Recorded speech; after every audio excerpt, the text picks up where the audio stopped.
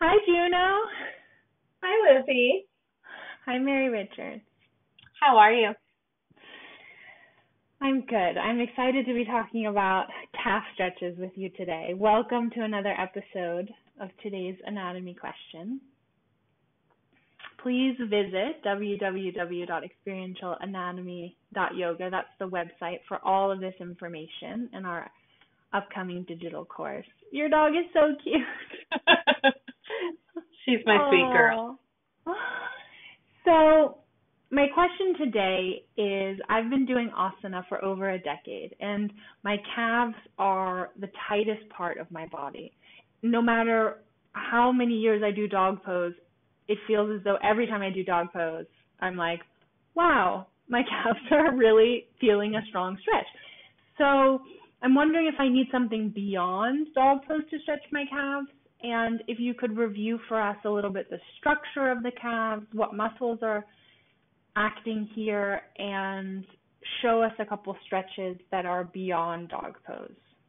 Absolutely. So there are several things that we can do to facilitate our calf comfort, not only in dog pose, but also in standing forward folds and in Warrior One, Warrior Two, because folks will often experience tension in their calves as they try to get their heels down onto the mat. And so one of the things we want to think about is not just the calves, but also the structure of the ankle itself.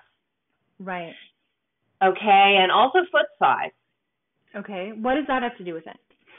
So a person with smaller feet will often have larger calves because the metatarsals, the long bones of the feet, those are responsible for propulsion, for helping us off. And if they're shorter, well, you have a shorter lever, so you need a stronger muscle to help you move. Right. Okay? Right. And so if you can imagine then that a beefier muscle, if you will, may be a tighter muscle. Maybe, not everyone. Okay. But I have big feet, so that's not the reason. Yeah. And I have small feet for my size, but I can push down through the mat. Okay, and that's determined not so much by the calf muscle as it is by our bony structure within the ankle. Okay, see, that's new for me. I've never heard that that's really a factor in the seemingly flexibility feeling of my calves. How does the ankle and the calf muscle interact? Okay, so the muscles of the leg, and the leg goes from knee to ankle. Okay, the muscles of the leg are responsible for dorsiflexion, for moving the foot towards your shin bone, and plantar flexion, pointing the toes. Okay. Okay, you can feel when you pull the toes toward your shin bone, you feel muscles on the front of the leg. And here, tibialis anterior. And then when you point through the toes, you feel your calf turn on a little bit, yeah? Yeah. Yeah, and then there are all these other extensor muscles in the leg. So those are called the extrinsic muscles of the foot, is that right? Yes, because they attach on the leg and the foot. Okay, so how the talus, the bone within the ankle, how it interacts or articulates with the calcaneus, the heel bone, has a profound effect on how much range of motion you have within the ankle. Okay, and that's sort of given genetically? Can we change that? Yes. That is what it is. We can't change the shape of the bone. Okay. If we do, we're calling 911. That's outside of the scope of yoga. Yeah. Okay, say more about that. So what we can do, though, is we can facilitate what's happening we can facilitate cooperation in the calf muscles, and we can do that with calf stretches. And it doesn't take much time. These are great to do at the like on your lunch hour or at the end of your work day. Mm-hmm. Because our odds are your feet have been confined in shoes all day. Right. So you'd need a yoga block, a wall, and a blanket. Okay. So one of these. Okay. Okay, how should we start? Okay, so I'd like us to start at the wall with the block, and I'd like you to place the flat side of the block down, just like that, against the wall. And let's say you're right-handed. Odds are you're right-legged as well, so let's start with the right foot. Place your right. You want us to start with the dominant side. Exactly. Okay. So you'll place the right forefoot on top of the block, and then bring your heel down. Mm-hmm. And I want you to just enjoy that position. Yeah. I hope you're doing this at home with us. I hope you're doing it with me so I'm not suffering alone. And you can just adjust your relationship with the wall to change the nature of sensation in the calf. This is great for plantar fasciitis as well. Okay. Okay, so this helps relieve the symptoms of plantar fasciitis. So that's what I wanted to ask. To what extent, or can we even separate, am I stretching the muscles or the fascia here? You can't really separate them. You're doing both. Mm-hmm. Right now, we're stretching the plantar fascia on the bottom of the right foot. You're also stretching through the Achilles tendon up into the soleus and into the calf muscle, the gastrocnemius. And the gastrocnemius is a large muscle. It's got two heads, and the one toward the midline of the body, that's the larger one. Okay, so here, it feels bigger, actually. This is the real... Yes, okay. Markedly larger. This is the medial head of the gastrocnemius, and what's this called? The lateral head. The lateral head. Okay, and so they sit here, and where does the soleus sit? The soleus sits under the gastroc. Telephone. It sits under the gastrocnemius, and your Achilles tendon grows out of your soleus. Okay, I'm ready to move. Tell me the next step. Now drag your toes down the front edge of the block and press the ball of the foot down into the floor. Now step your left leg when you're ready. You can step forward, then you step the left leg back into a lunge position. Okay. Bending the right knee. Turning your left heel out slightly wider than the toes. Okay, so you can't see me, but I'm putting my elbows on the wall. Is that what you want? Yes. Okay. Wow, this is intense. So it's much more now. Now all of the information of sensation has moved to the left lateral head of the gastrocnemius, or the outer left calf, and I'm feeling a lot less in the front foot. Yes, that's normal. Okay. Your arches look beautiful on your right foot. So right now, the intrinsic muscles of your right foot, the muscles that are just attached to the bones of the foot itself, they're getting quite a workout. Right. And what about rolling on balls? I do that a lot. Do you recommend that to your students, like standing on those little tennis ball size, sort of, what are they called, therapeutic balls? Yeah, I love those things. I'm a little obsessed with feet.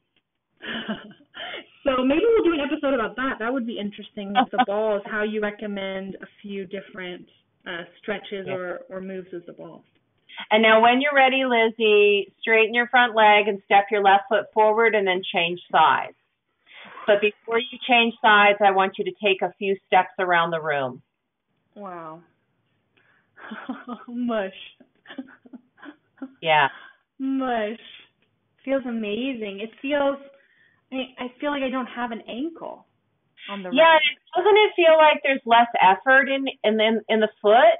Yeah, I'm floating. Like literally everywhere in here just feels weightless. Yeah. Wow. Okay, let's do the second side. I want to get this feeling on this second side.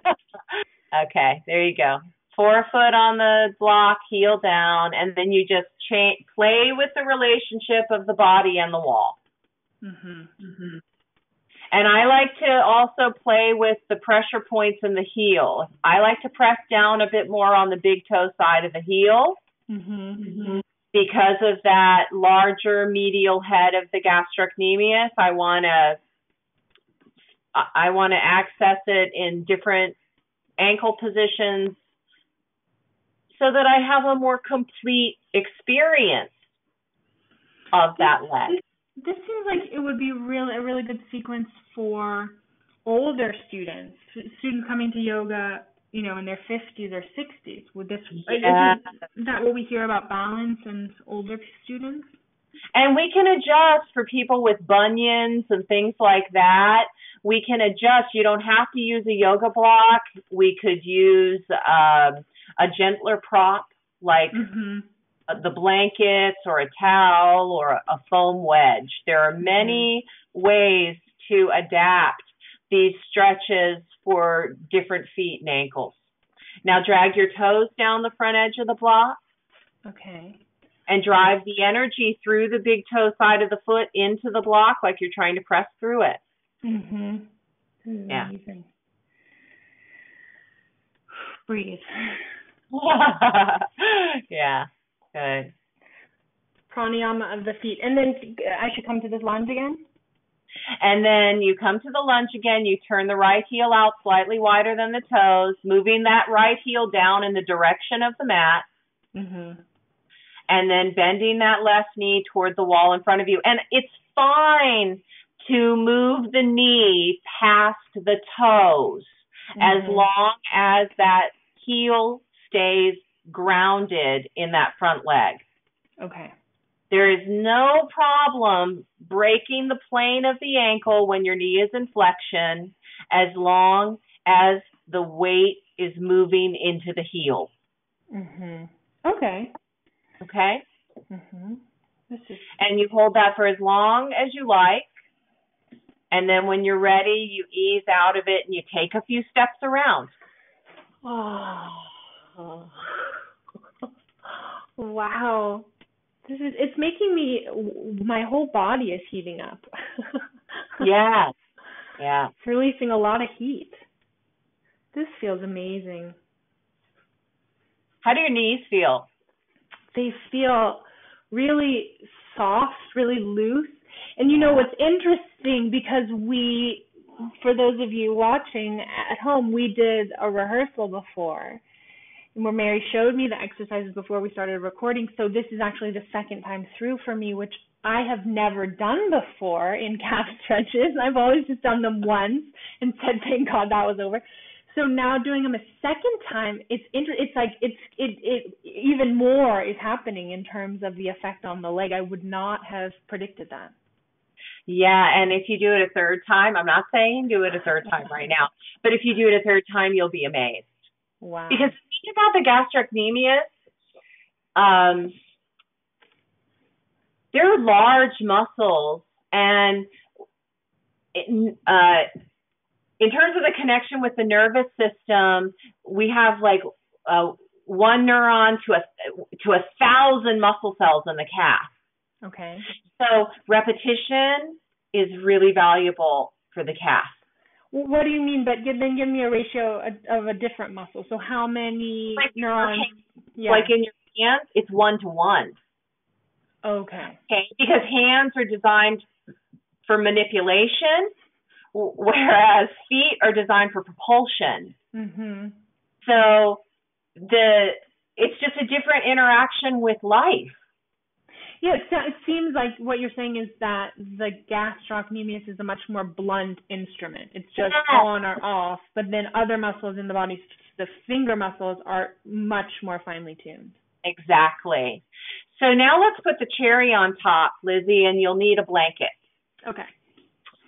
So a more intense blanket position would be to fold the fringe end in and then roll the blanket into a fat tube. That is intense. Okay. Less intensity, fold the blanket into thirds. Use fold rather than a roll. Okay. So third and then like tic-tac like that? Like that. Okay. Some people people may not even be able to do that third fold. It doesn't matter. You adjust it for you. We start where we are. So we could maybe potentially even just do that. Yes. You're saying. Okay, Yes. or 1, 2, 3. Yeah. Let me move this out of our very professional video shoot. Okay, so now what do I do? So now step your 4 feet onto the blanket. Yes. Heels are on the earth. Now take your heels slightly wider than the toes. Turn them out a bit. Mm-hmm. Now press down into the big toe sides of the heels. Big toe side of the heel. So the inner heel. Yes, and then I want you to press down evenly through the little toe side of the heel. Mm-hmm. And then when you're ready, I'd like you to exhale and fold forward into Uttanasana.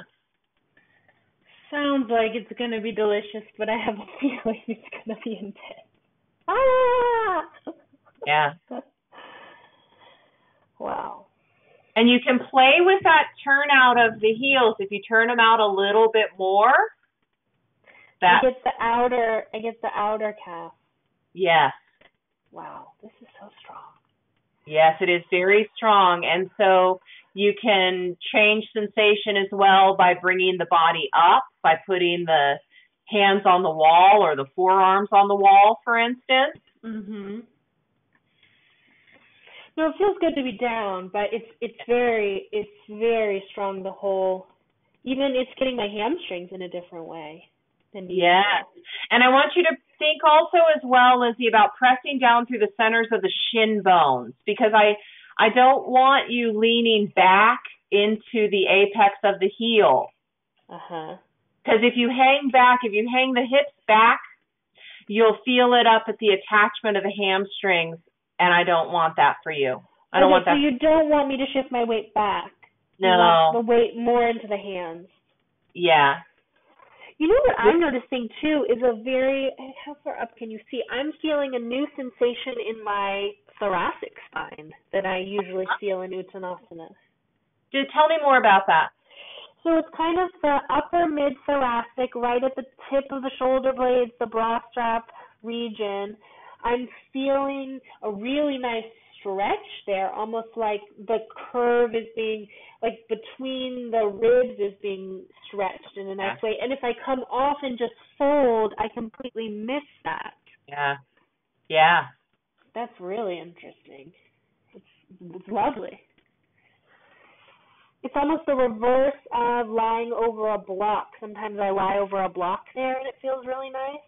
Yeah. In extension, this is like the flexion version of that. Yeah.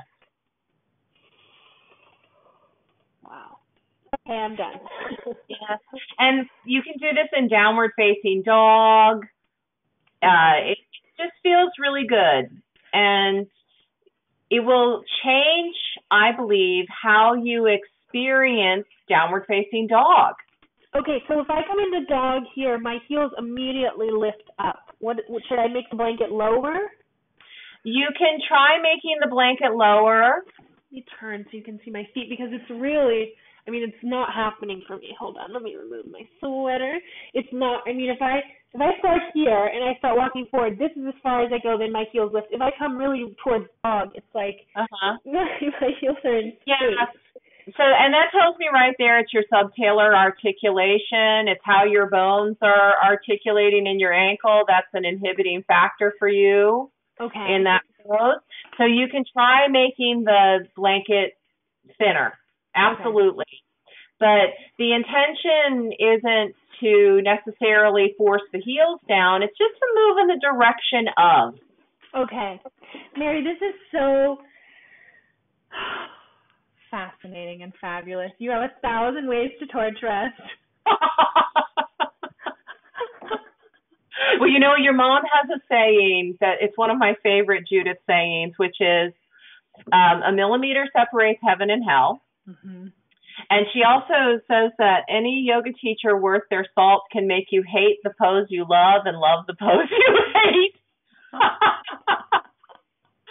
And I take that as a challenge. Personal challenge. So, Mary, where can we find you on the internet?